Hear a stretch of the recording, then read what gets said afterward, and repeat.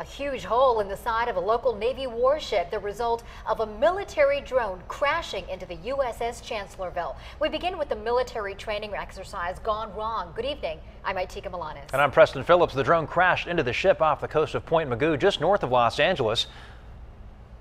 10 News reporter Joe Little is live at Naval Base San Diego, where the ship is getting repaired and why the damage could have been so much worse. Well, guys, the Chancellorsville steamed into Naval Base San Diego here behind me under its own power and with no major injuries on board. Now, it's surprising when you consider how big this drone actually is. Standing on end, it's just as big as I am and this 7-foot pole combined. The hole in the steel side of USS Chancellorsville is impressive, big enough for a man to squeeze through. While the hull will need more than this plywood patch, the damage could have been much worse. One of these aerial target drones hit the Chancellorsville Saturday while the ship was training off California's coast.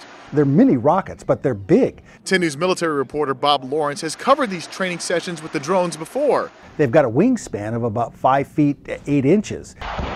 The drones are launched like missiles. And when the launch code goes, it takes off. The Navy says this drone was controlled from Point Mugu. It's used to simulate an aerial threat to Navy ships. Like an incoming cruise missile, or it could be like a small aircraft. Lawrence says the Chancellorsville crew would practice tracking its speed, altitude, any information the ship could use to protect itself. What went wrong is anyone's guess. Don't know. The Navy would only say the drone malfunctioned. But what a malfunction. Think about a 13-foot steel tube flying directly at you.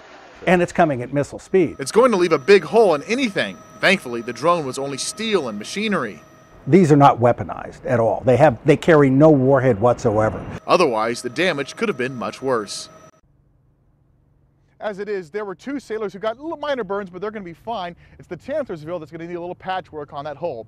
Now, coming up new on 10 News at 6 o'clock, we'll talk about how rare an accident like this actually is. Until then, reporting live from Naval Base San Diego, Joe Little, 10 News.